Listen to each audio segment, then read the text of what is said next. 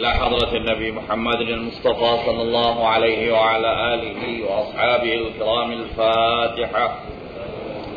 أعوذ بالله من الشيطان الرجيم. بسم الله الرحمن الرحيم. الحمد لله رب العالمين الرحمن الرحيم مالك يوم الدين. إياك نعبد وإياك نستعين. اهدنا الصراط المستقيم صراط الذين أنعمت عليهم غير المغضوب عليهم ولا الضالين. آمين. بسم الله الرحمن الرحيم. الحمد لله رب العالمين وصلى الله وسلم على سيدنا محمد وعلى آله وصحبه أجمعين. Alhamdulillah, selamat kita bertemu dalam pengajian kita pada pagi ini. Sebagaimana biasa, pagi ini kita sampai kepada giliran pelajaran ilmu fikih kita, kerana kita telah bincangkan ilmu tasawuf kita dan ilmu tauhid beberapa minggu yang lalu. Hari ini balik kita kepada ilmu fikih, iaitu hari ini saya nak bincangkan berkenaan dengan istinja atau bersuci.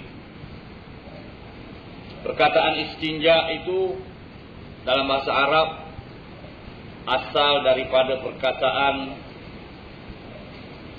an-naju. An-naju yakni suci atau bersih. Itu asal.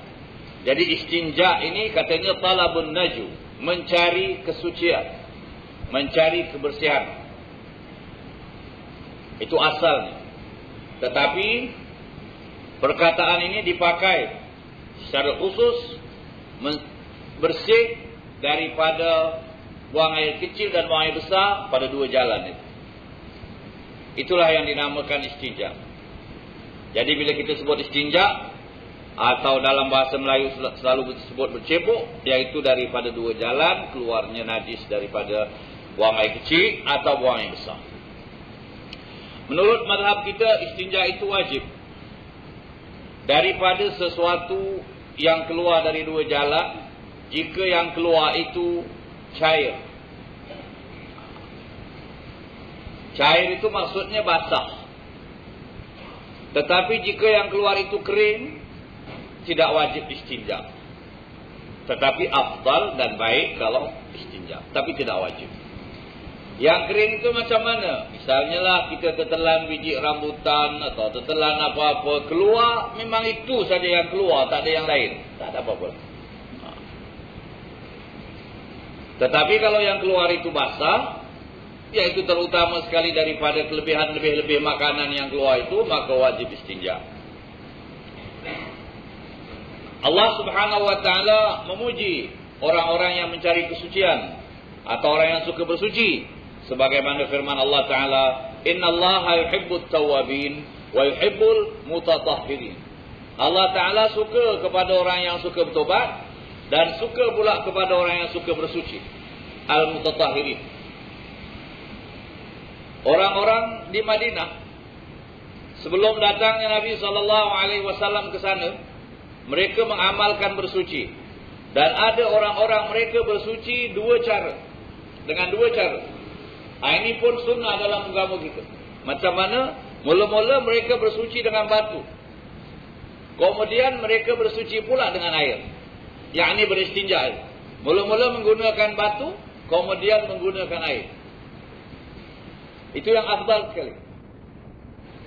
Oleh sebab itu Allah Subhanahu wa taala memuji mereka. Allah Ta'ala kata, "Fihi rijalun yuhibbuna an yatatahharu wallahu yuhibbul mutahhirin." Di sana kata Allah Ta'ala ada orang-orang yang suka bersuci dan Allah suka kepada orang-orang yang bersuci. Kemudian bila turun ayat ini, Nabi bertanya kepada mereka, "Apakah kelebihan kamu? Sebab orang-orang lain pun bersuci juga." Jadi mereka kata, "Kami kalau bersuci, kami buat dua cara. Mula-mula dengan batu, kemudian dengan air." Oleh sebab itu dalam hukum fikih kita ni sunat kita bersuci begitu. Jadi katanya cara istinja-nya ada tiga. Cara istinja ada tiga cara. Yang paling kurang beristinja dengan batu atau sesuatu yang seumpama batu. Termasuk kertas. Boleh, tapi dengan syarat. Itu nanti akan diterangkan di penyesaran kemudian. Itu yang paling kurang. Hanya istinja saja. Tetapi kalau cuci najis yang lain, tak boleh dengan kertas, dengan batu. Kalau kita kena najis di badan kita atau di pakaian kita, mesti pakai air. Tapi istinja ini saja khusus. Boleh dengan batu atau sesuatu yang seumpama batu. Itu paling kurang.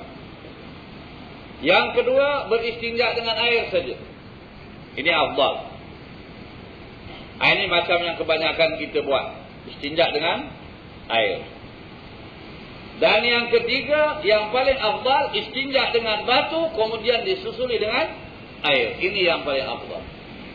Cara yang ketiga. Itu sebab orang-orang Madinah itu katanya dapat pujian kerana beristinja dengan dua cara ini. Sebahagian daripada mereka. Dan sekarang kita bincangkan macam mana istinja dengan yang lain daripada air. Istinja dengan yang lain daripada air ini ialah istinja dengan batu atau sesuatu yang seumpama batu. Dikatakan batu itu kerana orang Madinah atau orang Arab itu biasa gunakan batu, tapi bukan sebarang batu. Batu yang boleh menyedut air. Batu kira-kira kalau kena di tempat itu ada basah, dilalukan dengan batu tu kering dia. Batu tu sedap. Itu batu yang pertama dipakai. Ataupun gunakan sesuatu yang seumpama batu. Inilah kertas sekarang. Jadi kertas, ya, toilet paper yang dipakai oleh mereka ni memang boleh kita gunakan. Boleh, tak ada apa-apa salah. Dan sah istinja kita dengan benda itu. Tapi dengan syarat lah. Ini syaratnya yang pertama, mesti menyedut air. Ini syarat yang pertama. Kalau kertas itu licin, atau batu itu licin, tidak sah. Ini syarat yang pertama. Yang kedua, benda yang digunakan itu, sama ada batu ke kertas ke apa ke, tidak dihormati. Tidak dihormati artinya bukanlah kertas yang ada tulisan ayat-ayat apakah atau kertas-kertas yang sudah bertulis tulisan Jawi atau sebagainya itu dihormati. Kerana itu tulisan Al-Quran.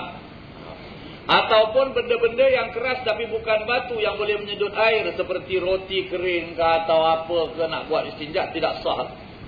Sebab benda itu dihormati kerana dia makanan. Dan Nabi kata tidak sah juga dengan tulang. Tulang ini ada pernah orang nak menggunakan tulang, Nabi SAW larang. Nabi kata jangan kamu najiskan tulang-tulang itu kerana itu makanan saudara-saudara kamu dari bangsa jin. Makan tulang. Tetapi kita tak tahulah macam mana cara mereka makan, apakah tulang itu saja atau dijadikan balik daging ada itu, Allahu a'lam, itu terserah kepada Allah Taala. Cuma Nabi SAW terangkan itu untuk saat dibuat istinja. Jadi sesuatu yang dihormati tak boleh dibuat istinja. Sesuatu yang tidak menyedut air tak boleh dibuat istinja. Jadi carilah benda-benda yang, walhasil kertas yang biasa ini, inilah yang boleh dibuat istinja, ataupun apa-apa kertas lain kalau nak buat itu boleh. Yang ketiga syaratnya, nak istinja dengan sesuatu yang lain daripada air. Ini syarat ni saya cakap ni bagi orang yang tak nak pakai air. Kalau dia memang nak pakai air, tak ada syaratnya lah. Cuma syarat yang pertama mestilah. Syarat yang pertama yang kedua. Kerana jangan benda tu benda yang dihormati, ya. Pasal benda jahat mati tak boleh kenakan tempat najis kan. Jadi kita menghormati. Syarat yang ketiga, najisnya tidak boleh melebihi atau meleleh atau keluar daripada kawasan tempat keluar najis. Atau dengan cakap yang kasar, kalau orang itu buang air selekeh, kotor kawasan itu, tak boleh lagi pakai kertas. Kalau nak pakai kertas ni, pakai biasa saja, tapi air mesti pakai.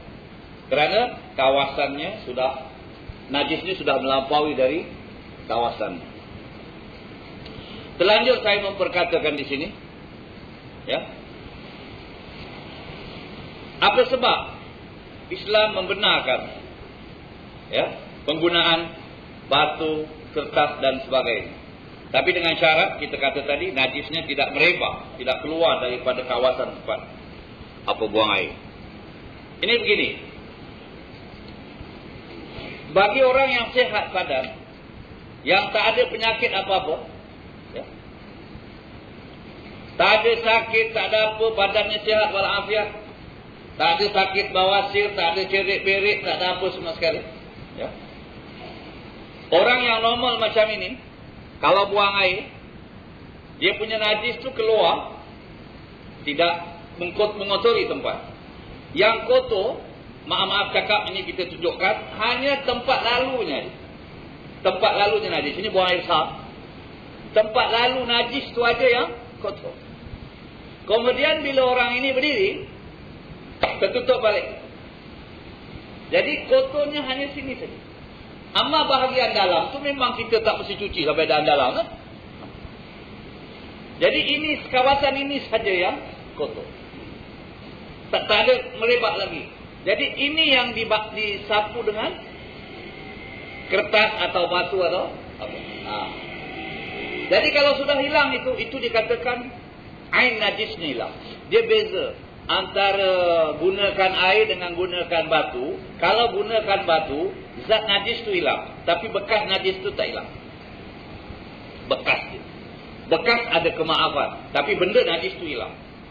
Tapi kalau air, dia menghilangkan ain najis dan bekas najis. Dua-dua. Jadi, kalau bahagian ini saja disapu, kemudian bangun, tertutup, bersih. Oleh sebab itu disyaratkan tidak selektif. Tapi kalau orang ada penyakit bawasir, atau orang ada cerit-berit, atau orang ada apa, tak boleh pakai ini saja. Kerana nanti sudah meleleh ke tempat-tempat yang lain. Tak cukup dengan kertas. Begitu juga kalau buang air kecil. Buang air kecil, najis tu keluar. Ya? Keluar terus ke tempat najis. Yang najis tu hanya di kawasan tempat lalu saja. Sapu dengan kertas atau dengan batu atau apa, cukup. Itu dia punya hikmat ni, membolehkan itu. Tetapi ada seorang ulama dan dia seorang doktor, ulama dan doktor. Dalam buku kesihatan yang dia tulis dalam bahasa Indonesia, saya pernah baca buku tu lama dulu.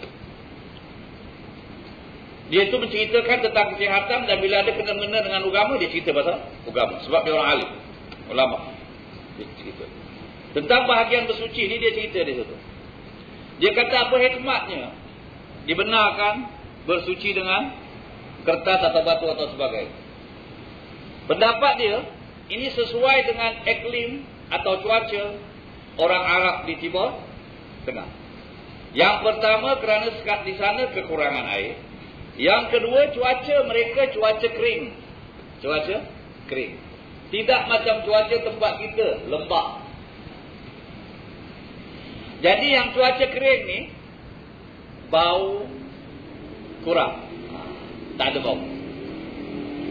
Ini kita punya pengalaman. Orang yang pergi ke Mekah, walau dia tak mandi 1-2 hari pun, dia tak berbau. Dan bajunya kotor, tapi tak ada bau. Itu kata.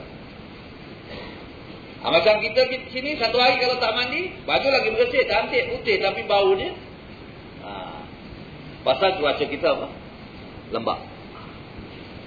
Jadi di sana itu katanya cukup. Dengan ini cukup, dengan cara yang tadi. Tapi di tempat kita ni, pada dia tak cukup. Kerana cuaca kita lembap. Dan Tuhan pula Maha Pemurah, Maha Pengasih, Maha Penyayang, Maha Mengetahui. Air kat tempat kita ni begini, banyak. Ini pandangan dia. Ya? Tetapi ulama-ulama fikih mengatakan ini hukum bukan untuk sana saja, untuk semua tempat, asal saja mengikut peraturan. Ya?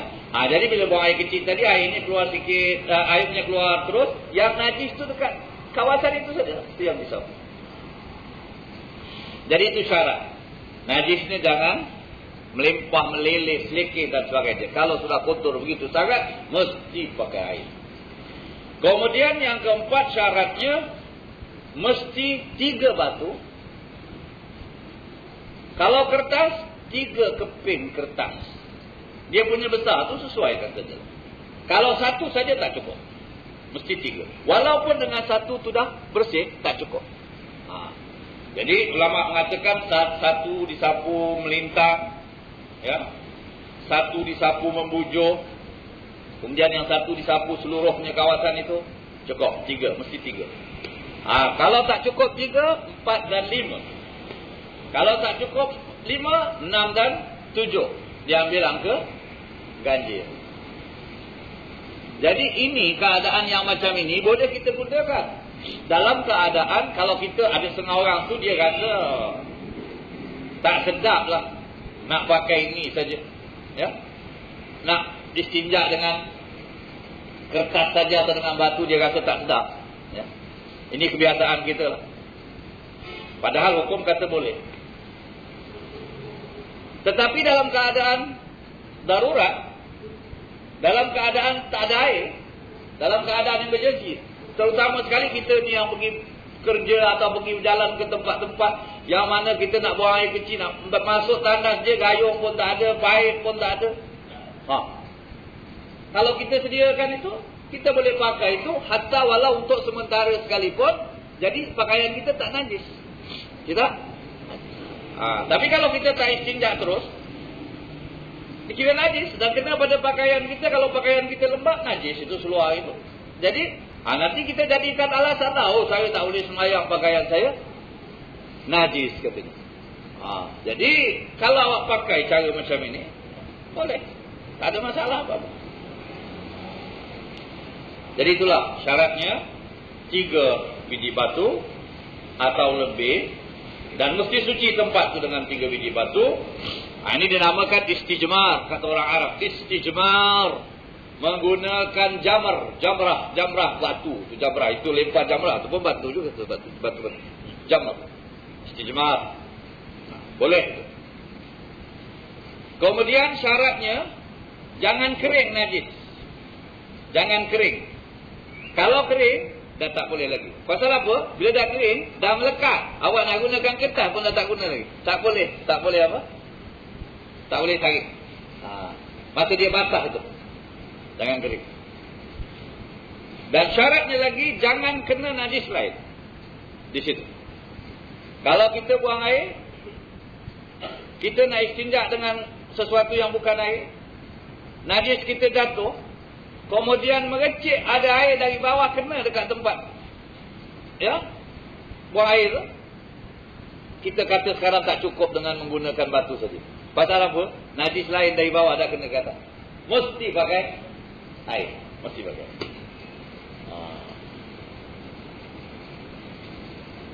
Dan yang ketujuh syaratnya, najis yang pindah dari situ ke tempat lain, tak boleh gunakan kertas atau batu atau apa. Misalnya masa buang air kecil, ada bahagian najis tu yang kena dekat kaki ke apa, itu mesti pakai air. Pasal ini sudah bukan istinja lagi, mencuci najis hukumnya, mesti pakai air. Jadi yang dicuci dengan batu atau kertas tadi, itulah kita kata kawasan tempat keluar itu saja. Ini yang paling kurang, itu dengan syarat-syarat. Tapi yang paling afdal, digunakan ini, kemudian digunakan air. Ini yang paling afdal. Jadi tangan kita ni tidak sentuh najis langsung, tidak sentuh najis. Dan istinja itu juga sunat dengan tangan kiri, makruh dengan tangan kanan, makruh sekali. Yang ini kuat dah makruhnya itu dengan tangan kanan, istinja dengan tangan kiri. Dan seberapa boleh, tidak menggunakan banyak jari atau tidak menggunakan seluruh tangan kalau tidak perlu, ya. Cukup dengan jari antu ni saja, jari tengah. Digosoklah itu dengan menggunakan yang tengah. Itu pun setelah kita bersihkan dengan kertas tadi, sekarang kita susuli dengan air, kita gosok. Jadi tidak kena najis. Kalau kena pun kesan-kesan najis sedikit. Itu yang afdalnya cara macam ini, ya. Tetapi bagi orang yang was-was, ya, bagi orang yang buang air tidak lawas, atau ada penyakit, Apa cara dia buatlah dan bersihkanlah seberapa banyak air dia nak gunakan, asal jangan menjadikan penyakit bagi dia itu. Gunakanlah sampai dia puas hati, ya. Apa cara sekalipun. Pokoknya biar bersih. Biar bersih. Terserah. Cuma was-was ni jangan dicari-cari. Ya. Jangan dicari-cari. Jangan diwas-waskan sangat. Bila sudah zahirnya bersih, bersihlah. Dan apa tanda bersih tu? Hamba buang air kecil ni biasalah. Bila buat istinjak dari buang air kecil, tak ada masalah sangat tu kan. Istinjak buang air besar. Apa tandanya tempat tu dah bersih? Ulama mengatakan dalam kitab-kitab fikih ni biasa disebut, tanda tempat tu sudah bersih ialah tempat tu kembali kesat setelah dia mula-mulanya masa keluar najis tu licin. Jadi kita gosoklah dan jiroslah sampai dia kesat. Ya, kesat kita tahulah perkataan kesat tu maknanya tidak licin lagi. Tapi selagi dia licin, maknanya dia belum suci. Dan kalau kita gunakan sabun pula masa istinja itu, padahal tidak mesti, tapi katalah kita nak gunakan sabun, kita mesti jadikan kesat betul sampai hilang semua kesan-kesan sabun itu. Itu syaratnya juga. Sampai dia kesat. Bila dia kesat tu maknanya sudah bersih. Kalau sudah rasa kesat, sudah bersih, cuci sajalah tangan tu. Sudah habis cerita, tak ada apa-apa lagi. Ini ada orang was-was, ya. Was-was macam mana dia dah buat istinja, dia punya tangan, dia kata ini dah kena air, dia nak basuh, kemudian mericik kat peha, nak basuh peha, kemudian mericik kat kaki, nak basuh kaki, akhirnya bila dia istinja, dia mandi satu badan. Ini was-was. Ini tidak ada suruhan dalam agama macam ini. Ini menyusahkan diri. Ya? Atau ada orang tu bila istinja tu daripada pinggang sampai ke bawah tu basuh sekali habis. Ya? Ada orang kata tak mesti macam ini. Jadi kita mesti cermat. Ini akibat apa tak cermat? Bila istinja tu tak cermat, mericik sini, mericik sana. Buat apa macam tu? Ikut peraturan ni biar cermat, jadi bersih. Tapi kalau dah was-was tu, dah kena penyakit tu, susahlah. Kemudian satu perkara lagi yang kita nak ingatkan, ada orang tanya kita selalu, ya, nak hilangkan was-was ni macam mana? Jawabnya nak hilangkan was-was ni belajar ilmu pengetahuan ni. Tahukan hukum. Bila tahu hukum, was-was tak ada lagi. Bila tak tahu, jahil dengan hukum ni jadi was-was. Tahu hukum. Apa hukum yang nak diketahui di sini? Iaitu ulama mengatakan, air yang kita gunakan untuk mencuci najis atau untuk beristinja sekalipun, selagi dia tidak bercampur dengan najis, selagi dia tak berubah seperti biasa, air itu tidak dikira mutanajis, tapi dikira mustamal kalau air itu mendatang. Air itu dijirus. Jadi bila kita istinja, memanglah basah. Tangan kita basah dengan air itu tadi. Kaki kita basah barangkali. Dan kalau kita ada pakai kain, agaknya juga mericiklah sikit pada kain. Tetapi kita yakin, yang mericik itu semuanya air yang digunakan untuk istinja. Bukanlah najis itu mericik. Ya tidak? Najis sudah keluar, sudah habis sekarang. Ini istinja. Air istinja ini, kalau tak bercampur dengan najis, dia tidak dihukumkan najis. Dia dihukumkan mustamal. Mustamal tak ada apa-apa. Cuma nak pakai buat cuci najis lagi, tak boleh lah. Tapi air itu dikira bersih. Sebab kita dah belajar, air mustamal, air suci tidak menyucikan. Jadi kita jangan was-was lah. Air dalam bilik air, kalau ada bertakung air tu, mustamal saja. Basah kat bilik air, mustamal saja. Lebih-lebih lagi bilik air kita sekarang ni, tempat tandas tu dah lain, di situlah. Ya, buang air najis tu semua di situ. Jadi kita kalau nak bersihkan bilik air kita tu, janganlah kita buang najis atau buang air di tempat yang bukan disediakan. Buang airlah di tempat yang disediakan untuk saluran najis. Dekat situ saja. Yang lain jangan kacau. Jadi tidak najis yang lain.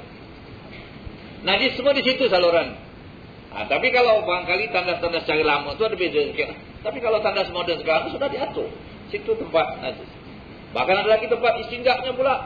lain lagi. Wah, sudah diatur begitu, jadi bersih. Itu bagus. Jadi pokoknya kita jangan was-was. Sampai ulama terangkan juga hukumnya, jangan kita was-was. Kalau kita sudah istinja, sudah gosok itu tempat sampai kita yakin ini dah bersih lah, dah kesak sama sekali, kita dah jurus air bertalu-talu kita jurus. Kemudian kita nak yakinkan ini bersih. Ya. Katalah dia cium tangan tu. Nak tahu ada bau ke tidak? Kalau ada bau di situ, adakah tempat najis itu tidak bersih? Tidak. Kalau situ sudah kesat, sudahlah, itu dah bersih. Yang ini ada bau, cuci sampai hilang ke bau. Tak kena-mengena lagi dekat situ. Pasal apa? Kerana di sini memang lekat bau. Di sini memang lekat bau. Tempat ini selalu tahan bau di sini. Jadi kita cuci lah. Tidaklah menyebabkan di situ tak bersih. Kadang-kadang kita makan kari, makan apa, dah cucikan sabun pun cium bau kari itu lagi ada. Itu memang biasa. Jadi itulah, kita bersihkan tempat itu dengan istinja yang ditunjukkan seberapa boleh dengan menggunakan hanya satu jari. Tetapi kalau perlu, ya, gunakanlah yang lain, tapi biar tangan kiri. Kalau dah menggunakan kertas tadi dah baguslah. Ya. Kemudian bagi orang yang ada sakit, orang bawasir, orang apa itu ini, itu cara dia sendiri, dia buatlah cara yang betul-betul yang boleh mensucikan diri dia. Sampai dia puas hati. Sampai dia puas hati. Cuma jangan was-was. Was-was ni dilarang. Ya. Orang dah kena penyakit was-was ni susah. Kadang-kadang dia, itu saya kata tadi, banyak yang bertanya-tanya ni. Ya. Kadang-kadang dia dah keluar dari bilik air tu, kaki dia basah, dia keluar, dia kira ni semua najis ni, tapak kaki najis sampai macam mana gaya kalau dah kira macam itu, susah lah. Ya.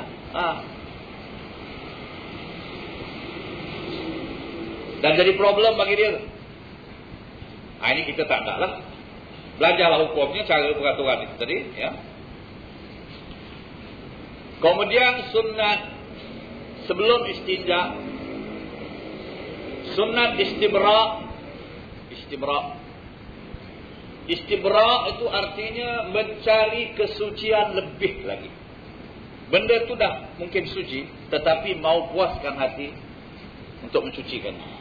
Istibra ini elok, tetapi bagi orang yang perlu istibra. Dan ada bagi setengah orang tu mesti istibra. Kalau tak istibra, dia punya istinja tak sah. Apa istibra ni? Iaitu sebelum beristinja, yakinkan dulu najisnya semua dah keluar. Jangan sampai dia baru selesai buang air kecil, dia rasa dah habis, dia pun istinja, bila dia bangun setitik dua lagi keluar. Itu dinamakan tidak istibra. Jadi dia punya istinja tidak suci. Tak cukup. Ada saki-baki najis lagi yang patut dia cuci, dia tidak cuci. Itu tidak istibra. Ini bagi orang yang macam mana ni?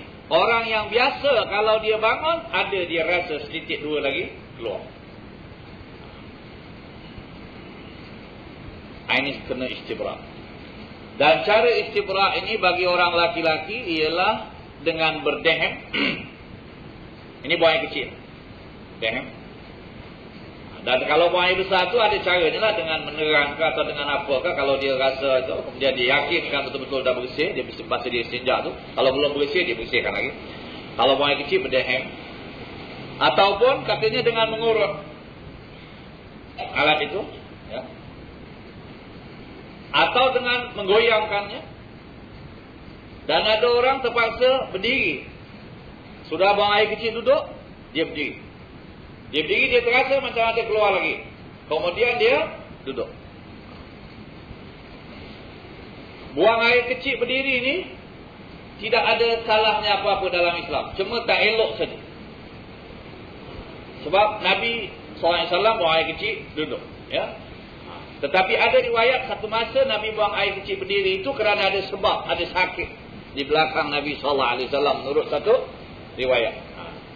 Dan Imam Ghazali berkata orang yang ada sakit pinggang ini elok kalau masa dia sakit itu dia buang air kecil berdiri, ya. Tapi tidak semandangnya. Yang afdalnya duduk. Kalau berdiri itu takut kena najis apa semua. Tetapi kalau ada tempat-tempat yang tidak membenarkan kita duduk. Ini masalah tanda kemudian hari ini yang di mana-mana ni nak duduk macam mana guys? Memang dia paksa kita mesti berdiri. Terpaksa.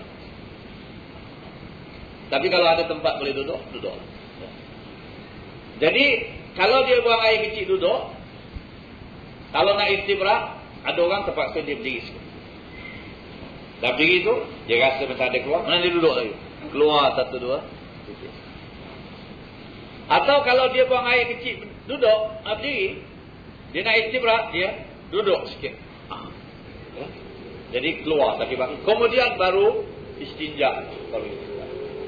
Dan ada orang terpaksa berjalan. Ini jangan jadikan habit lah. Ya. Ada orang dia buang air kecil, dia pegang tu dia jalan dekat tangan. Ini biasa kita tengok. Ya. Ini tak bagus lah. Terpaksa jalan pula. Itu semua hendakkan istibrak. Cuma ini kalau perlu istibrak. Kalau awak dan memang yakin awak punya buang air kecil lawas, tak ada apa-apa, jangan cari penyakit. Ya tak? Baik-baik tak ada apa-apa, ada istibrak, jadi pula benda tu.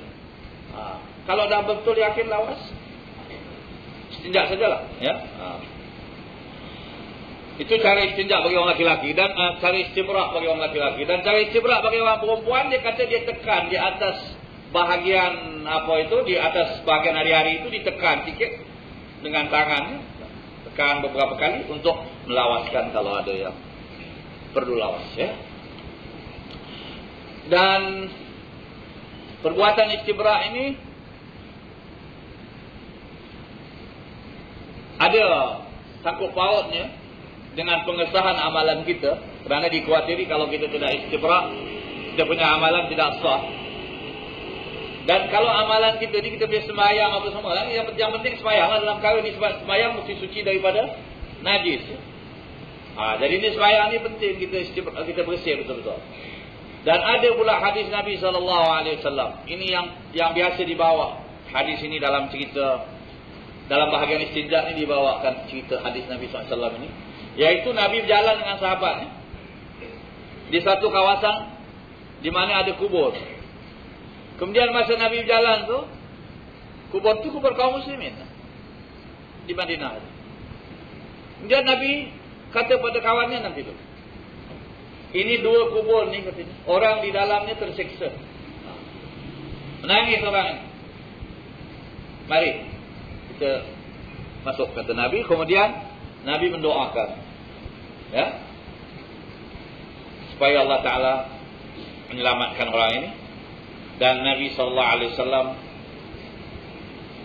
suruh kawannya ambil pelepah kurma yang hijau dan dipatahkan dua, dicakakkan atas dua kubur. Dan Nabi harap katanya selagi daun ni hijau, dapatlah dia keampunan dari Allah Subhanahu Wa Taala dengan berkat daun hijau yang berzikir kepada Allah Subhanahu Wa Taala dan beristighfar. Sebab pokok-pokok hijau ni ada zikirnya dan ada istighfarnya dan sebagainya lah, hidup. Sebab Allah Ta'ala kata, wa in min syai'in illa yusabbihu bihamdihi walakin la tafqahuna tasbihahu. Tiap-tiap benda itu bertasbih memuji Allah Ta'ala, cuma kamu tak tahu bagaimana tasbih mereka, ya. Jadi Nabi cakapkan. Oleh sebab itu katanya sunat bagi kita ni, kalau kita ada kubur atau ada mayat yang kita tanam tu, taruh dalam sesuatu yang hidup, daun hijau ke apa semua, atau bunga-bunga yang hijau. Selagi hijau tu ada dia punya faedah dari segi istighfar. Tapi kalau dah kering, maknanya dah mati, tak ada apa lagi. Cuma makruh tanam pokok besar atas kubur. Pasal apa? Takut dia punya akar-akar tu berjalan sampai ke dalam, rosakkan tu, mungkin jadi sebab keluar bau atau apa nanti kemudian. Itu main cerita. Jadi setelah Nabi cakapkan dua kubur itu, Nabi kata kepada sahabatnya, ini dua orang ni dalam kubur diazabkan, yu'azzaban. Wa ma yu'azzabani fi kabir, kata Nabi. Mereka ini tidak diazabkan dalam perkara besar. Maksudnya, kalau sudah perkara itu bukan besar, kenapa mereka diazabkan? Maksud bukan perkara besar di sini, artinya perkara ini orang ni senang boleh elakkan, tapi dia tak elakkan. Pada dia ni mudah saja. Ini dia buat masa dia hidup yang menyebabkan dia ni kena azab. Perkara ni dia boleh elakkan dengan mudah, tapi dia tak elakkan. Padahal perkara ni dia punya padah tu berat. Yaitu apa? Yang satu kata Nabi, bila buang air tidak suci, bersuci. La yastanzihu minal baul. Buang air kecil. Ya, la yastanzih artinya tidak mensucikan betul bila buang air kecil. Itu yang ulama kata tidak istibra'. Dia dah buang air, baik-baik habis saja buang air, dia cuci. Kemudian dia bangun, ada titik dua lagi keluar. Dia diamkan saja. La yastanzihu minal baul. Ini satu. Padahal ini dia boleh buat. Bukan susah sangat. Dia cuak. Kena azab dalam kubur. Yang satu lagi, memindah-mindahkan cakap. Yamshi bin namimah. Namimah. Ya, mengadu-ngadu, mengadu domba. Dengar cakap orang ini, pindahkan pada cakap orang ini. Berkelahi orang ini pasal dia pindahkan cakap. Dia dengar cakap orang ini, pindah macam orang ini. Orang ini bercakap, pindah sini. Mengadu-ngadukan orang. Ini Yamshi bin namimah. Orang ini diazabkan. Dan dosa ini dosa yang berbahaya pasal banyak orang boleh bergaduh pasal cakap ini tadi kan. Mengadu-ngadu antara orang. Padahal perkara ini dia boleh elakkan. Buat apa yang nak pergi susahkan diri, pergi cakap sini hantar sana semua sekali tak ada kerja. Ini orang kata bawa mulut jalan. Ya? Ada orang jalan bawa perut, ada orang jalan bawa mulut. Ya? Ini semua penyakit. Yang bawa mulut ni memang penyakit lah. Jadi itu sebab Nabi kata mereka ini diazabkan dalam perkara yang bukan perkara besar. Wa ma yu'adzabani fi kabir. Ulama memikirkan macam mana cakap Nabi ini bukan perkara besar. Kalau bukan perkara besar takkan kena azab. Ya tidak? Jadi dah kena azab kubur ni perkara besar. Tapi maksud Nabi bukan perkara besar, maknanya perkara ni pada masa dia hidup boleh dia elakkan. Tak susah dia nak elakkan perkara ni. Bukan susah sangat. Yang pergi menyusahkan diri buat perkara yang macam ini sampai dapat azab. Itu peranan istibra' ini tadi. Jadi eloklah kita istibra', ya, sucikan. Itulah sedikit tentang istinja, ya.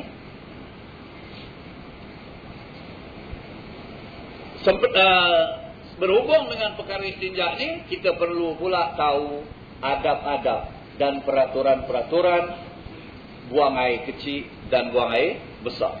Itu kita dulu kan cakap istinja, mensucikan diri. Dan sekarang kita nak bincangkan adab-adab dan peraturan-peraturan bila kita buang air kecil dan buang air besar. Yang pertama sekali daripada adabnya ialah jangan dia bawa dalam tandas itu perkara-perkara yang ada nama Allah. Ya. Ayat-ayat Allah atau tulisan-tulisan apa semua jangan dibawa masuk tandas, kerana tandas itu tempat kotor. Jangan bawa. Kemudian yang maksud bawa ini, ya. Kalau terdedah. Kalau tidak terdedah, tak mengaku. Dia begini, kalau mungkin kena najis, maka hukumnya haram. Hukumnya haram. Kalau tidak kena najis tetapi terdedah, hukumnya makruh. Ya. Katalah orang membuat pakai loket ada kalimah Allah, ya. Kalau ini boleh kena najis, maknanya masa dia istinja apa boleh mengecik apa semua, haramlah, berdosa. Kerana perkataan itu perkataan mulia. Tapi dia kata tak kena najis lah ni, pakai di dada tak ada apa-apa, terdedah, makruh. Tidak haram. Nak menghilangkan makruh, masukkan dalam. Tutup. Tidak makruh lagi. Tak mesti pula letak luar ke apa, nak masuk dalam. Tutup dengan baju. Tak makruh.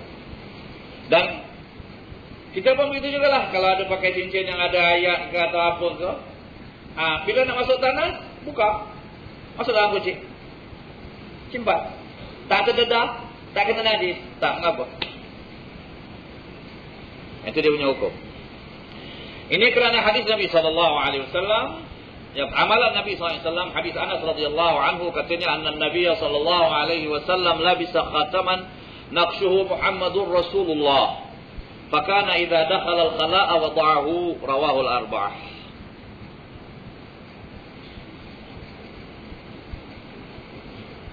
Dan ada setengah artinya kata Anas radhiyallahu anhu bahwasanya Nabi sallallahu alaihi wasallam memakai cincin yang ada tulisan Muhammadur Rasulullah. Itu cincin Nabi sallallahu alaihi wasallam. Muhammadur Rasulullah. Tetapi perkataan Allah ditulis di atas. Rasul di tengah, Muhammad di bawah, tapi baca dari bawah. Muhammadun Rasulullah, itu kerana Nabi tak mau nama Allah itu di bawah, biar di bahagian atas. Muhammadur Rasulullah.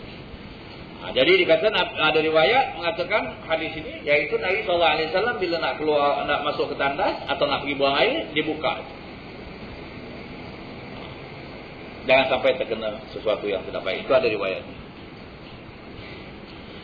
Jadi kita ingatlah, mana-mana yang ada nama Allah jangan kita bawa. Dan begitu juga kita tidak membaca sesuatu yang berupa nama Allah dalam masa kita berada dalam tandas. Kerana tempat itu tidak sesuai. Jadi kalau kita dalam tandas, kita baca nama-nama Allah. Kalau kita nak baca apa-apa itu untuk berlindung atau baca doa semua, ya, kalau perlu untuk buang air ni tadi, ya, baca dalam hati. Baca bismillah ke apa. Padahal kalau mengikut peraturannya tidak ada bacaan masuk di dalam. Itu nanti kita akan terang. Bacaan tu, kalau bacaan nak masuk tandas, dibaca sebelum masuk. Lepas habis baca, masuk. Dan bacaan yang keluar dari tandas, dibaca setelah keluar. Dekat dalam tandas, tak ada apa-apa baca. Satu lagi, masalah. Dan ada juga kitab-kitab yang tulis perkara, tapi itu perkara tidak sah. Istinja ni perlu niat ke? Ini terlanjur saya teringat masalah. Perlu niat ke? Ada ke niat nawaitul istinja'a lillahi ta'ala, aku niat istinja kerana Allah Ta'ala, macam nawaitul wudu'a lillahi ta'ala, nawaitul sawamaradin, nawaitul. Tidak ada niat istinja. Ni yang mu'tamad. Istinja tak payah niat. Pasal apa tak payah niat? Kerana istinja ni bukan satu amal ibadah yang kita nak harapkan daripada Allah Ta'ala sesuatu. Istinja ini tujuannya ialah untuk mengesahkan ibadah kita. Dia dikira dalam bahagian disuruh tinggalkan. Maknanya disuruh sucikan. Bukan disuruh buat sesuatu. Misalnya menghilangkan najis. Tujuannya apa? Hilangkan najis. Dah hilang sudah. Istinja ni hilangkan kotor-kotor. Sudah hilang sudah. Pasal apa? Nak ngesahkan ibadah. Ibadah awak apa yang semayang tu ibadah. Jadi sini tak payah niat. Sebab tujuannya hasil. Oleh sebab itu ulama mengatakan semua bahagian istinja, bahagian bersuci ni, tak syarat orang Islam mesti buat. Ya. Katalah kita ada benda najis, ya, kita nak suruh cuci najis ni, mesti orang Islam yang cuci najis ni? Mesti ke panggil orang Islam yang cukup syarat cuci najis ni? Tak mesti. Orang kafir pun boleh cuci ni najis. Asal bersih, tak ada bau, tak ada warna, tak ada rasa, tak bersih. Tak mesti orang Islam cuci. Asal dia cuci betul. Bersunat. Mestikah tukang sunat tu orang Islam? Tak mesti. Ulama mengatakan siapa-siapa yang boleh potong tu, buang, tak kira. Tapi ke Islam ke, tak kira.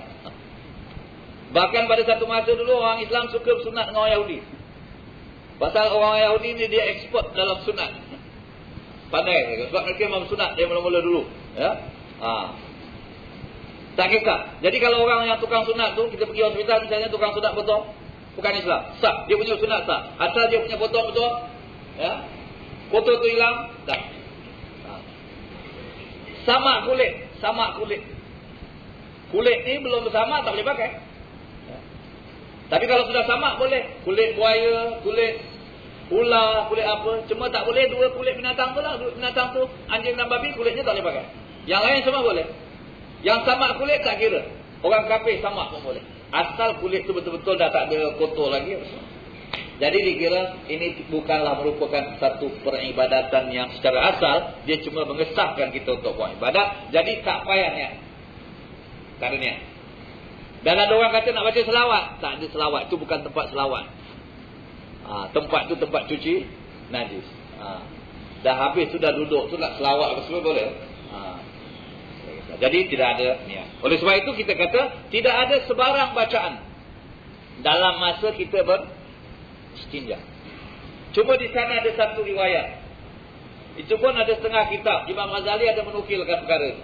Yaitu katanya bila kita istinja tu elok kita baca Allahumma tahhir qalbi minan nifaq wa hassin farji minal fawahish. Allahumma tahhir qalbi minan nifaq wa hassin farji minal fawahish. Ya Allah, sucikan hatiku daripada sifat munafik dan bersihkan anggota kelaminku daripada kekejian, yakni perbuatan-perbuatan yang tidak baik. Nah, itu kita baca. Ada setengah kata baca masa istinja. Tetapi kalau kita istinja di tempat najis itu, tidak boleh baca tu. Sebab di situ ada perkataan Allah, Allahumma. Allah. Jadi, kalau perlu baca, dalam hati. Tetapi kalau kita istinja tempat lain, ya, bukan tempat najis, ya, boleh. Ada setengah mengatakan boleh sebab tempat lain. Kita pindah ke tempat lain pula, tempat yang tak ada tandas. Ya. Kalau boleh lah. Kita jangan istinja di tempat mana kita buang air. Sebab takut apa? Merencik. Ya. Tempat itu. Balik kepada anggota kita. Pindah tempat lain yang tidak ada najis di bawah. Itu elok. Tetapi kalau kita istinja dekat tempat itu juga, kita mesti jaga, kita yakini bahawa tidak ada yang merecik. Kalau ada yang merecik, itu mesti cuci semua sekali. Mana tempat yang merecik daripada bawah, tempat najis. Itu mesti menjaga. Ya. Jadi itulah, jangan membawa sesuatu yang ada nama Allah itu, ya, di situ. Yang kedua daripada adabnya ialah jangan nampak orang, ya, tersembunyi tempatnya, dan jangan pula di kawasan yang orang boleh tercium bau sesuatu yang keluar. Itu tidak elok. Kerana Nabi SAW, riwayat Abi Daud, kana idza arada al-biraza intalaqa hatta la yarahu ahad. Nabi SAW bila hendak buang air, dia pergi ke tempat yang jauh sampai orang tak lihat lagi. Kalau dalam pelayaran di padang pasir ke apa? Jauh sampai tak nampak Nabi buang air. Dan satu daripada khususiyah Rasulullah SAW, ulama mengatakan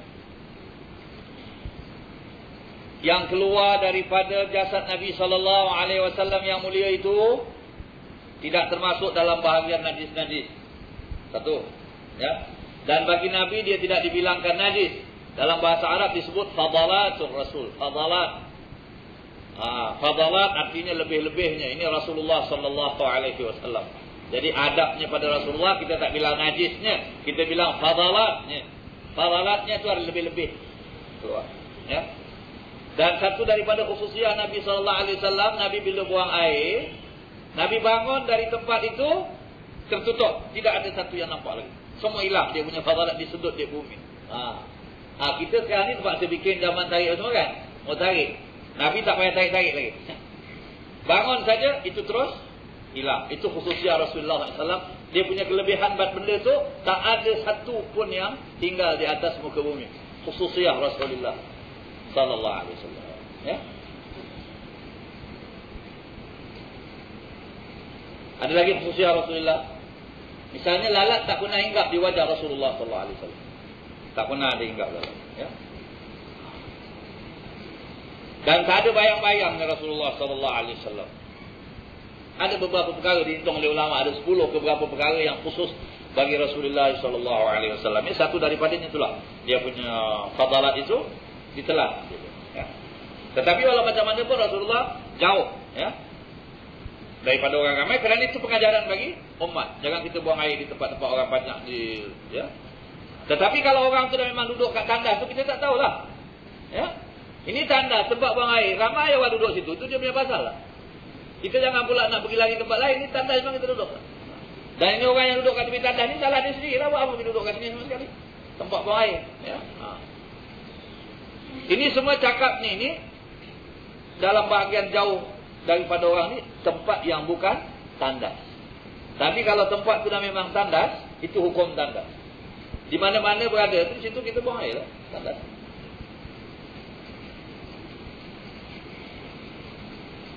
Yang ketiga adabnya sebelum masuk, sunat membaca.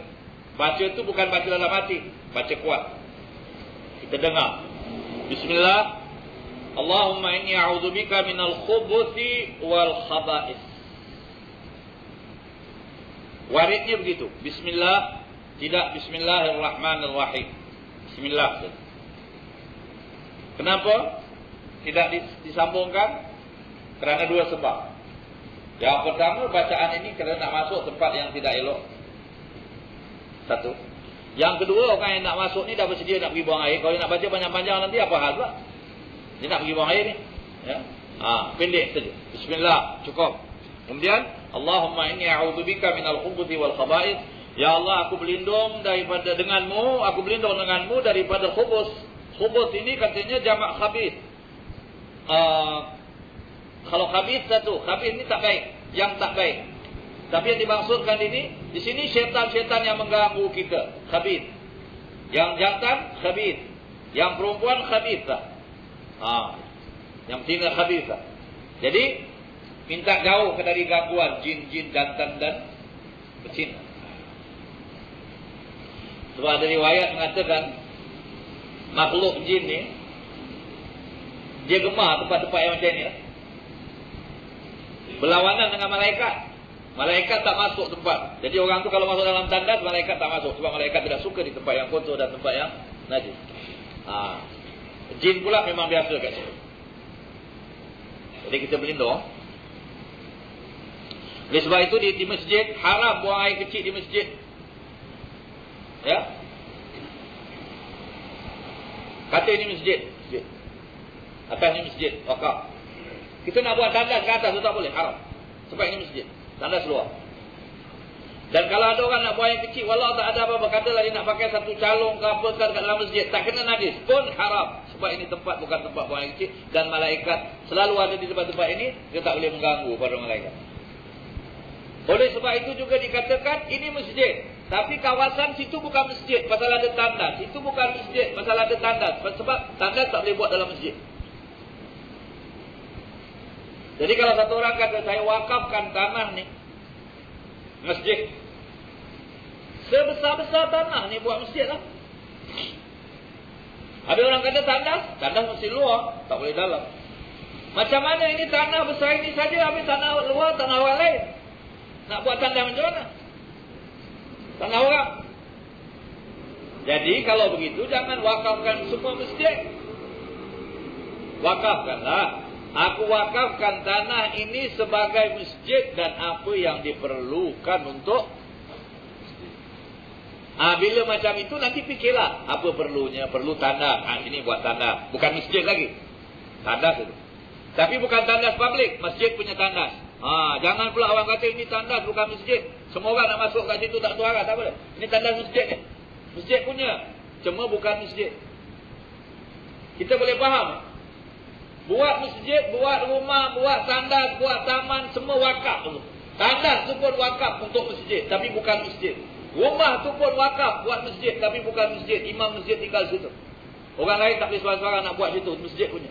Taman tu pun masjid punya, tapi bukan masjid. Itu dia punya beza. Jangan bila bilang bukan masjid tu maknanya seorang orang punya atau nak buat apa-apa tak. Bukanlah masjid punya. Cuma bukan masjid. Ini masjid punya, tapi bukan masjid. Kira-kira kalau kita nak ubah, nak buat rumah boleh. Tapi untuk siapa? Untuk masjid. Apa saya nak buat rumah? Nak bayar gaji imam masjid, nak sewa kasih masjid. Boleh. Tapi kalau dah masjid, tak boleh tukar rumah ni. Tak boleh. Macam mana pun masjid juga lah. Tapi kalau bukan masjid, nak ubah. Nak buat madrasah, nak besarkan madrasah, boleh. Masjid tak boleh. Pasal ni masjid punya. Itu dia punya hukum. Ya? Ada orang kadang-kadang dia keliru. Dia bilang dah satu bumbung ni semua masjid. Dari mana hukum bilang satu bumbung semua masjid? Tak mesti. Dekat negeri Arab tu ada satu bumbung, bawah bank kata masjid. Bank bawah. Kedai. Ya? Atas masjid. Bumbung dia satu ke atas. Ni bank bukan masjid, ni ofis orang punya. Tingkat dua masjid. Wakaf. Bumbung satu sampai ke atas. Jadi, tak jadi masalah. Rumah 3 tingkat, 1 tingkat masjid, 2 tingkat kedai. Tak apa. Boleh. Yang masjid tu wakaf, tak boleh ubah. Yang kedai nak jual, nak ubah, tu dia punya pasal. Masjid tak boleh ubah. Begitu dia punya hukum. Ya. Boleh diwakafkan tingkat pertama, tak wakaf tingkat kedua, boleh. Wakaf tingkat dua, tingkat pertama tak wakaf, boleh, boleh. Itu tak ada apa-apa halangan. Dalam kitab fikir disebut tukar. Ya, ada keterangan. Jadi baca bismillah, Allahumma inni a'udzubika minal khubuthi wal khaba'ith, sunnah itu. Ya. Kemudian bila nak keluar, kita dah keluar, kita melangkah masuk ni ada riwayat melangkah kaki kiri dulu. Ya. Bacalah ini.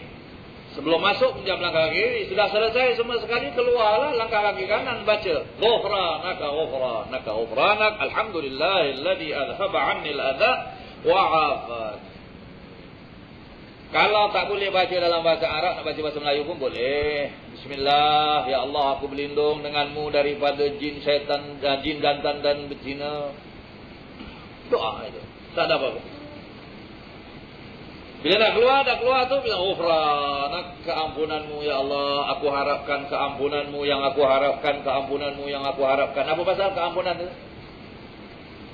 Pasal kita ni masa makan tu kita tak kira haram, halal, boleh makan, tak boleh makan, kita tak periksa lagi. Ya? Nasib baik boleh keluar.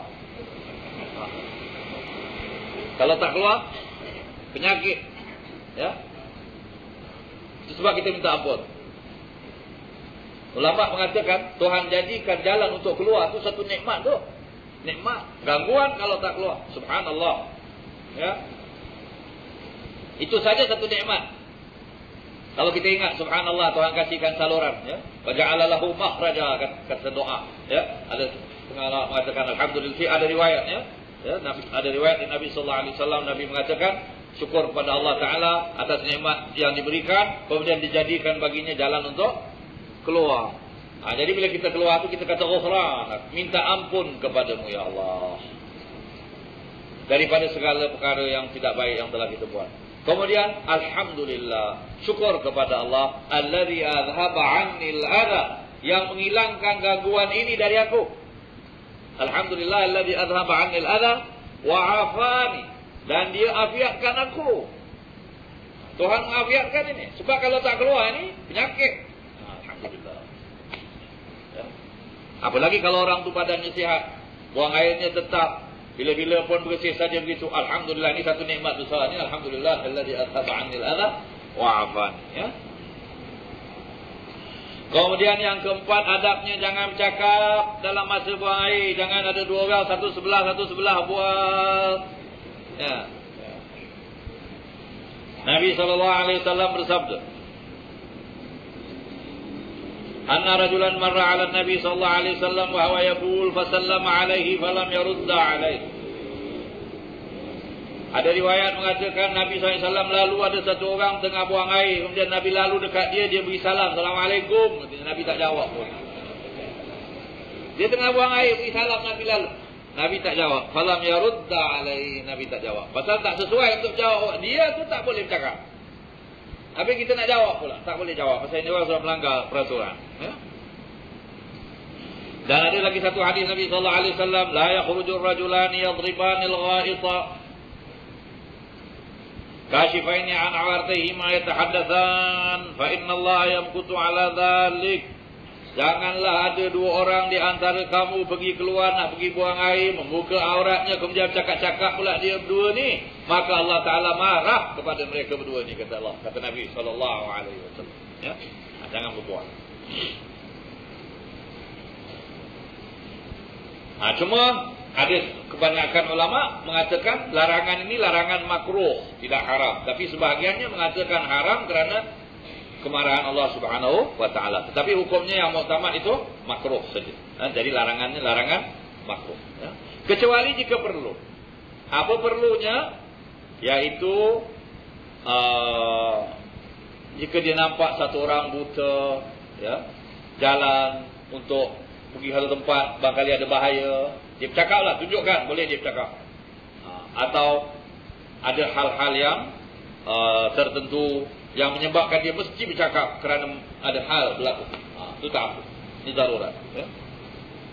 Dan kalau dia buang air, dia tengah buang air, dia bersin, tak boleh cakap alhamdulillah, ya. Jadi dalam hati sajalah. Alhamdulillah dalam hati. Itu dah masuk dalam bahagian itu. Yang kelima daripada adabnya, hendaklah dia membesarkan kiblat iaitu Kaabah Baitullah. Kalau dia buang air, janganlah menghadap kawasan Kaabah atau membelakangkan Kaabah. Ya, ini makruh atau setengah mengatakan haram kalau dekat. Itu pun kalau bukan dalam tempat yang tertentu, bukan tandas. Ini semua perkara kalau di luar tandas. Misalnya di tanah lapang. Jadi kalau awak nak buang air di tanah lapang, kalau macam kita sini, arah kiblat ke mana? Ke bahagian barat sikit, ke utara misalnya, ke sana kita menghadap. Jadi jangan menghadap sini dan jangan pula menghadap sana belakang kiblat. Jadi menghadap sebelah sana atau menghadap sebelah sini. Sebab kiblat kemari. Ini kalau mana? Kalau di tanah lapang. Tapi kalau dalam tandas yang sudah dibuat bertutup, tak ada masalah lagi. Ini kalau di tanah lapang. Cuma kalau kita buat tandas tu kita perhatikanlah, jangan sampai menghadap ke kiblat. Betul kan tempat tu? Dan makruh. Kalau masjid ke apa? Tandas kat depan, makruh. Tandas dia belakang. Jangan kita semayang depan ada tandas, secak elok. Ini ada hadis Abu Hurairah radhiyallahu anhu, katanya sabda Nabi sallallahu alaihi wasallam, "Idza jalasa ahadukum li hajatihi fala yastaqbilul qiblata wa la yastadbiruha." Rawahu Ahmad wa Muslim. Apabila seseorang kamu duduk menunaikan hajatnya, yaitu buang air kecil atau buang air besar, jangan menghadap kiblat dan jangan belakangkan kiblat.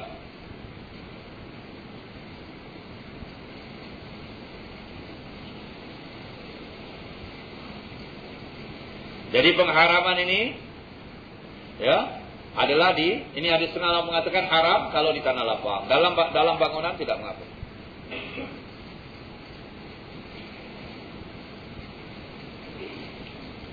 Dan yang keenam adabnya, dia carilah tempat buang air itu jangan tempat yang keras. Mana tempat yang keras tu, iaitu nanti najisnya tidak hilang. Ya, ada atas, misalnya nak buang air atas tempat batu marmar yang licin macam ini. Macam mana nak hilangkan itu najis? Susah nanti. Ya. Kalau buang air kecil misalnya kat situ, nanti kalau keras boleh merecik balik ke tempat dia. Jadi cari tempat yang lembut. Misalnya di tanah atau di pasir atau apa yang mana najis itu boleh mendap. Itu kalau di tempat tanah lapang atau sebagainya. Macam tempat kita sekarang ni, tandas-tandas moden ni sudahlah teranglah dia masuk dalam air, kemudian kita pam air itu pun jalan, tak ada masalah apa-apa. Ya. Sabda Nabi sallallahu alaihi wasallam, "Idza bala ahadukum falyartad li baulihi." Falyartad li baulihi artinya cari tempat untuk buang air kecil. Nabi kata kalau kalau salah seorang daripada kamu nak buang air kecil, cari tempat, pilih tempat, tengok tempat yang sesuai, ya. Dan jangan buang air dalam lubang-lubang. Dia nak buang air, dia tengok ni ada lubang, bagus senang buang air kecil kat lubang tu, dia masukkan kat situ, ini berbahaya. Bahayanya apa? Kalau lubang itu ada binatang, dia yang bahaya. Kalau binatang tu besar, dia bahaya. Kalau binatang tu kecil, binatang tu pula bahaya. Jadi ini hukumnya mengganggu makhluk Allah Ta'ala ni tadi. Ya? Tak boleh. Ya? Ini ada larangan dari Nabi. An Abdullah ibn Sarjin qala naha Rasulullah sallallahu alaihi wasallam an yubala fil juhur.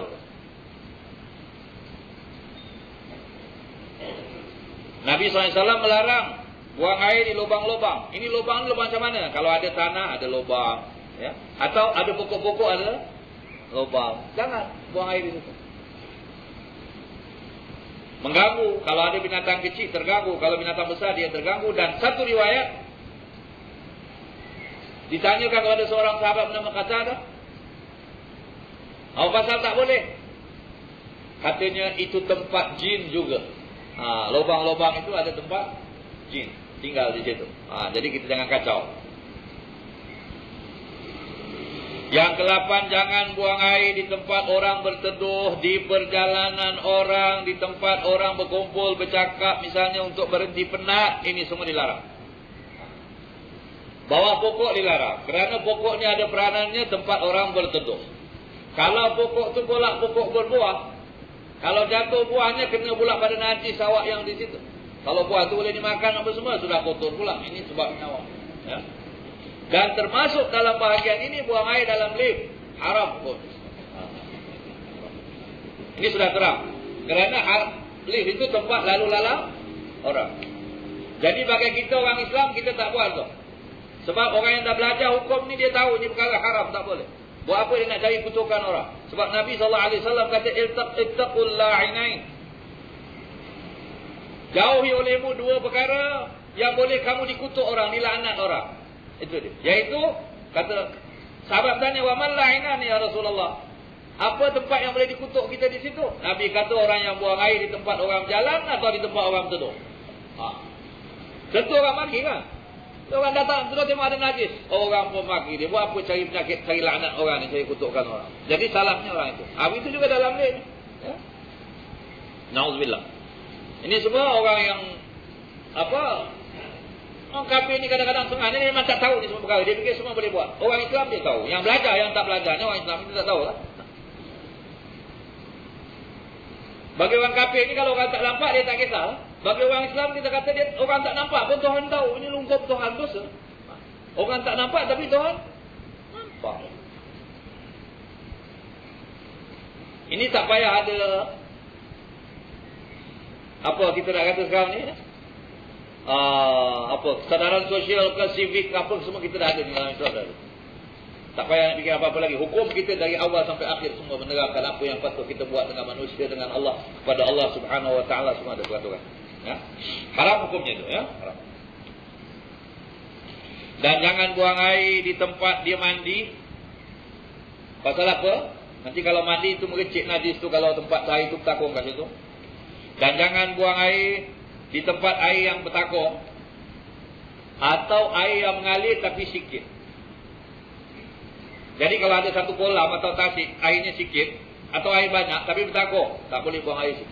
Haram. Sebab ini kalau banyak orang buang air itu jadi najis. Dan kalau air mengalir, katalah ada satu saluran sungai kecil, airnya kecil tapi sikit, pun tak boleh buang air kecil. Haram. Tetapi kalau air banyak, sungai besar, boleh. Ini orang kampung-kampung semua buang air dekat sungai. Sungai besar, itu tak kisah. Awak buang air, najis di bawah, air terturun. Boleh.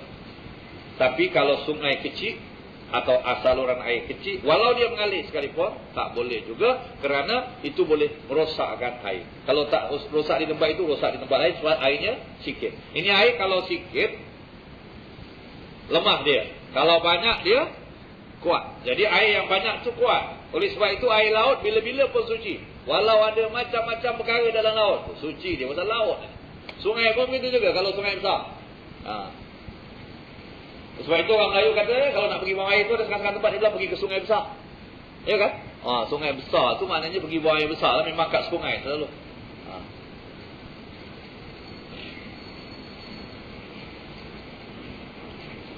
Dan ada riwayat air yang mengalir pun tak boleh, ya. Kalau ini air yang mengalir ni kalau sikit, kalau banyak tak boleh.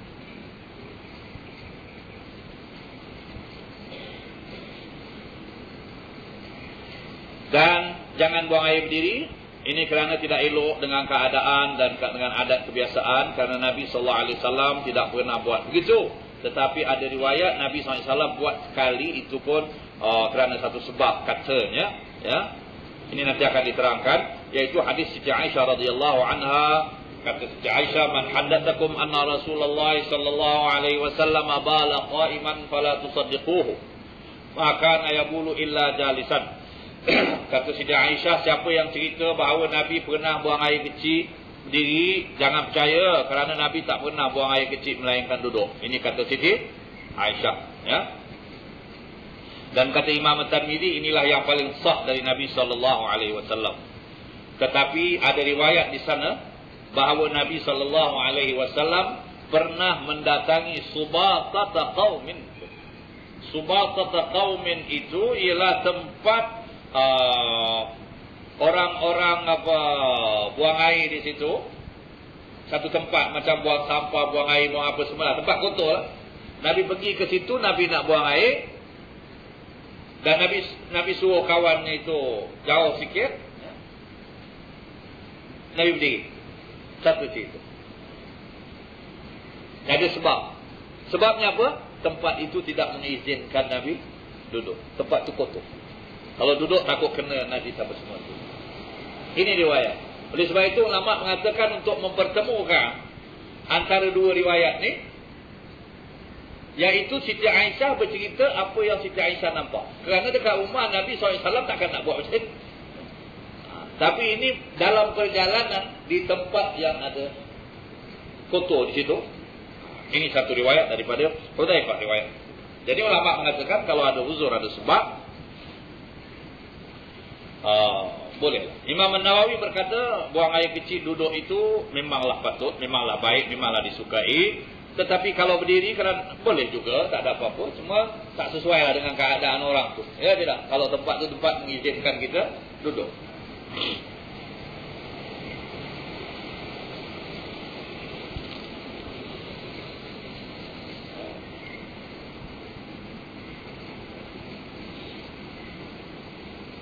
Dan yang sunatnya lagi, ya, peraturannya,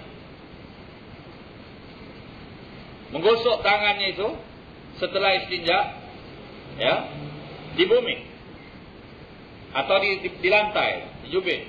Jadi dah istinja, gosok itu tangan di jubin. Gosok, kemudian biru. Itu untuk menghilangkan kalau ada bau-bau yang lekat. Atau pakai sabun atau apa, ya, elok.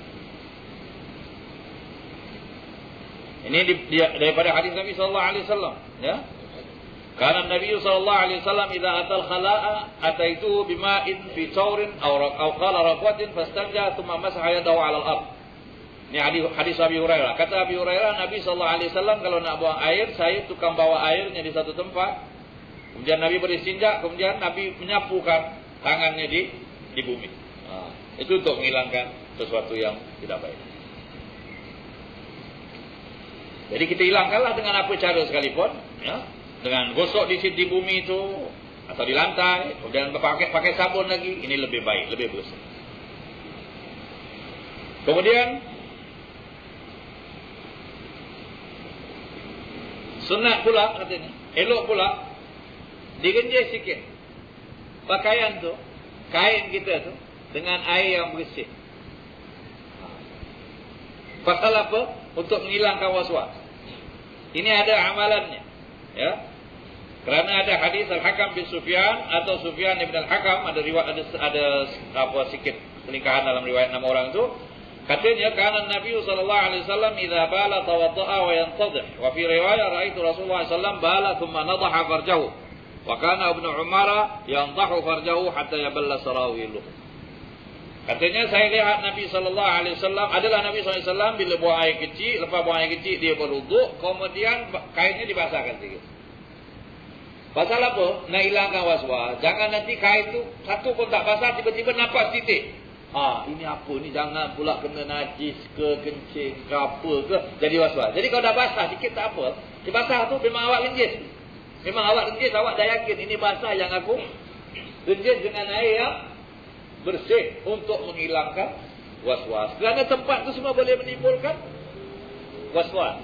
Ini yang saya kata penyakit tadi. Banyak orang waswas. Dia kalau masuk tandas tu dah syadol. Payah sekali dia. Jadi ini hilangkan waswas tu dengan cara-cara yang dibuat, ya. Dan Ibnu Umar pun katanya buat begitu juga menurut riwayat. Itulah beberapa perkara yang berhubung dengan buang air kecil kita ini. Cukup sampai sini. Wallahu a'lam. Kalau ada apa-apa nak tanya, boleh tanya. Soalannya saya nak jawab di sini. Saya ada satu kemuskilan, katanya kita orang laki-laki haram pakai mask. Tetapi bagaimana kalau kanak-kanak kecil diberi pakai mask? Kanak-kanak laki-laki kecil. Jawabnya boleh, harus. Kalau kanak-kanak itu belum balik. Dan tidak berdosa. Dia punya ibu bapa yang membenarkan si anak itu pakai mask pada masa kecil, ya. Tapi kalau sudah balik tidak boleh. Itu jawapannya. Yang kedua, bolehkah pakaian sutera tulen dan dipakai sewaktu salat oleh kaum wanita? Jawabnya boleh. Kaum wanita boleh pakai pakaian sutera untuk sembahyang. Sebab pakaian sutera itu diharamkan atas orang laki-laki kerana tak sesuai dengan kepribadian dan sifat orang laki-laki. Dan tidak betul ada orang mengatakan sutera itu najis. Sutera tidak najis. bersih.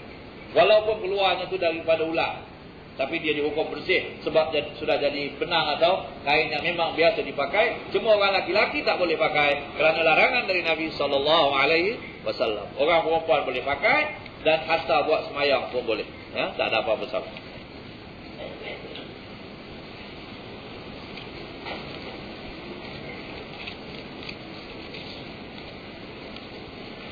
Kemudian soalan lagi, sujud 2 kali dan duduk antara 2 sujud itu adalah salah satu daripada rukun salat. Adakah boleh kita sujud sahwi jika kita was-was tentang sama ada kita sudah sujud 2 kali atau baru 1 kali? Ya. Ya. Sunat sujud sahwi. Tetapi sujud itu yang kita was-was itu mesti dibetulkan. Bukan bermakna ini hukum mesti mau terang betul ya. Katalah pada rakaat yang pertama kita sekarang dah rakaat yang kedua. Dah masuk rakaat yang kedua. Kemudian kita teringat tadi rakaat pertama ni sujud 2 kali ke sekali. Kita rasa baru satu kali sujud. Jadi kalau kita baru ingat, kita rasa baru 1 kali sujud, kita syak pada yang kedua, kita mesti cukupkan 2 kali. Jadi awak mesti turun buat sujud lagi sekali. Itu caranya. Kemudian baru berdiri rakaat yang kedua. Cukupkan dulu rakaat yang pertama. Mesti duduk, sujud balik. Kemudian berdiri. Mesti buat ni. Kemudian sujud sahwi. Boleh. Dan sunat sujud sahwi. Kerana ini termasuk dalam perkara membuat sesuatu yang boleh membatalkan sembahyang tapi terlupa dibuat, ataupun meninggalkan sesuatu yang boleh membatalkan sembahyang terlupa. Tak apalah, tak batal. Terlupa. Kalau sengaja tak boleh. Terlupa. Sujud sahwi. Tapi perbuatan tu mesti dibuat. Jangan kata terlupa, tadi aku sujud ni 1 kali, kedua kali. Tak apalah, nanti sujud sahwi aja belakang. Tak cukup. Tak cukup. Mesti betul kan itu. Dan kalau kita teringat masa kita sujud, misalnya masa kita sujud rakaat kedua, baru kita ingat, tadi aku sujud sekali. Rakaat bila? Rakaat yang pertama. Tapi ingatnya pada sujud rakaat yang kedua. Dengan sendirinya rakaat yang kedua ni jadi rakaat pertama. Rakaat pertama tu tak pakai. Tak payah. Kalau nak balik pun nak buat ni juga kan. Dah, ini dia lah rakaat pertama. Tambah lagi 1 rakaat. Yang tadi punya tak pakai kerana kurang sujud. Itu caranya. Dan sujud sahwi. Sujud sahwi. Penghabisan nanti. Ya. Itu caranya. Ini masalahnya kalau awak yakin, ya, yakin tu maknanya yakin macam mana? Yakin tak buat tu sujud kerana terlupa, atau memang awak teragak-ragak ini syak, ya, sekali ke 2 kali ke, ya. Tetapi bukan was-was. Was-was dengan syak ni lain. Was-was ni selalu datang mengacau. Itu pedulikan. Jangan ikut. Sebab kalau awak ikut itu, ya, jadi masalah bagi awak. Yang selalu datang mengecoh. Kalau rukuk pun begitu, kalau sujud pun begitu. Ini was-was namanya, penyakit. Awak tak pernah was-was, tapi satu masa tu teragak. Itu betul. Ya, yakin kan? Sebab kita mempunyai kaedah yang syak itu diyakinkan, dibuat lagi.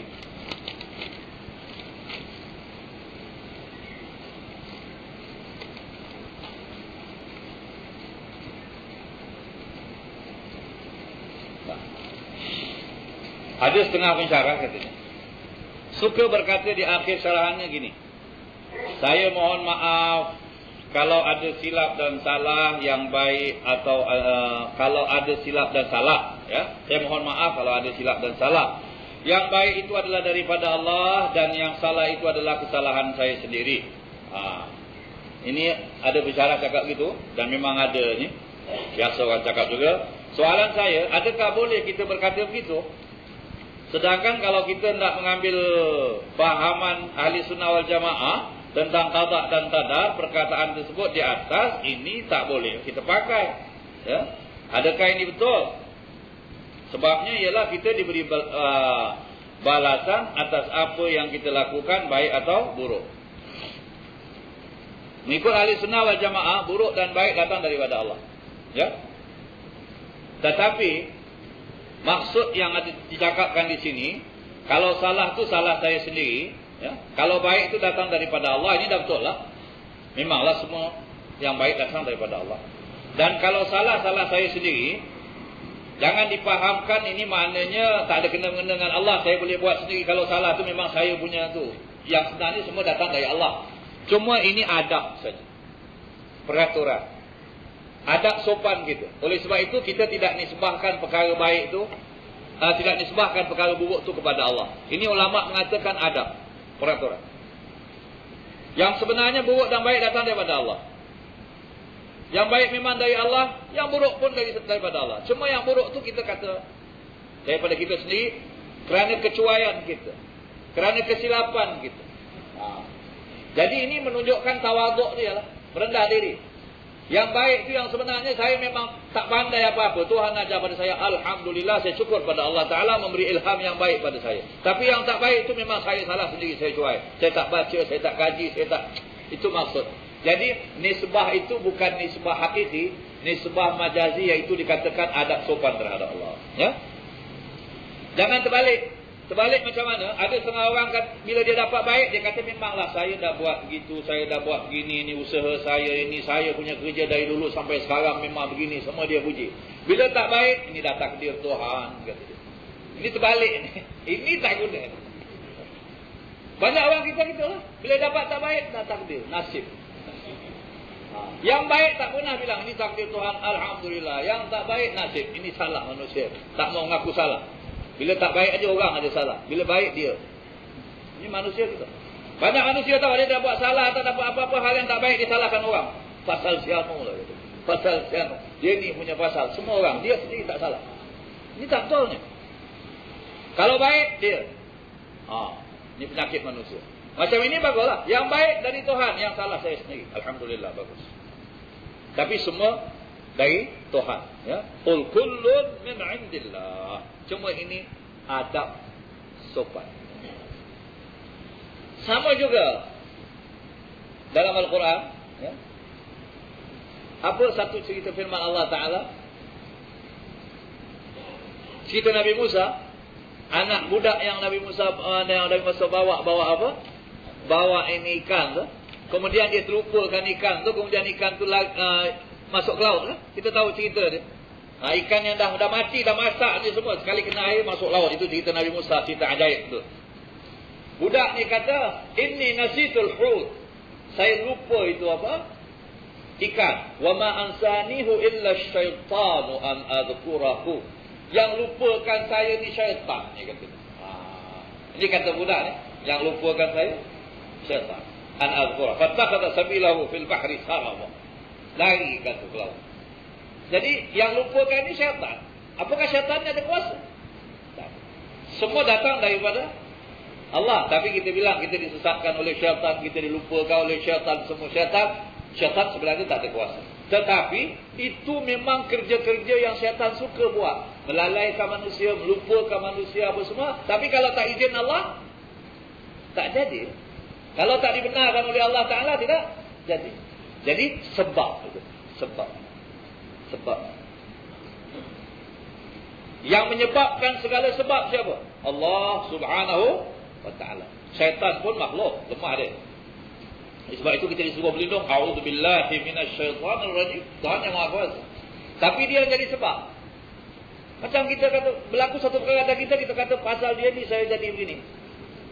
Yang sebenarnya kalau Tuhan tak mau jadi, itu memang tak boleh jadi, pasal dia pun tak boleh jadi. Tapi sebab dia, dia bertanggungjawab. Pasal sebab kita pun begitu. Jadi tak ada apa salahnya percakapan ini. Cuma kita fahamkan maksudnya itu tawaduk. Tawaduk. Merendah diri. Ulama-ulama besar ni menulis kitab-kitab. Dia kata hamba yang jahil, hamba yang tak faham, hamba yang dhaif, hamba yang rendah. Apa pasal tu? Ada orang kata kalau tak tahu, apa semua buat apa nak buat ni semua?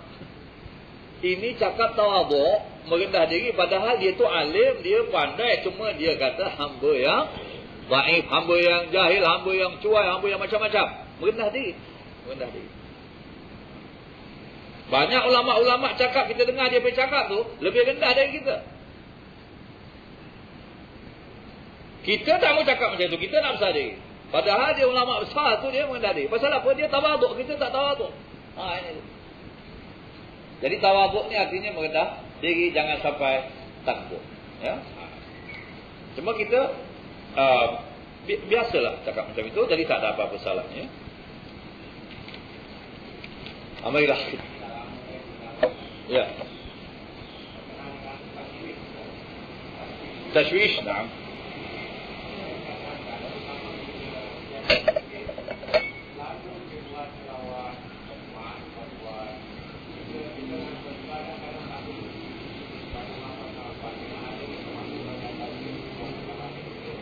Ya, yang sebenarnya orang yang datang masjid tu hari Jumaat disuruh dia mengaji, sembahyang apa semua begitu begini. Jadi seberapa boleh bacaan-bacaan yang boleh mengganggu orang dalam masjid tu ditiadakan, semua boleh. Kecuali kalau masa yang dekat sembahyang Jumaat tu untuk memanggil orang, untuk mengingatkan orang, itu boleh. Tapi kalau sepanjang masa, katalah dia baca taslim ni, dia disebut taslim, selawat sebelum 1 jam terus selawat dengan suara yang kuat, orang dalam masjid yang nak baca Quran bersama terganggu, tak elok tu. Sekiranya tak bagus. Kalau perlu pun, dia punya mikrofon keluar. Yang dalam biar selesa untuk mengaji, untuk sembahyang. Tapi kalau dekat dengan waktu Jumaat untuk mengingatkan, dan ulama mengatakan tak apalah untuk memanggil orang bersedia untuk datang. Memang itu tidak elok.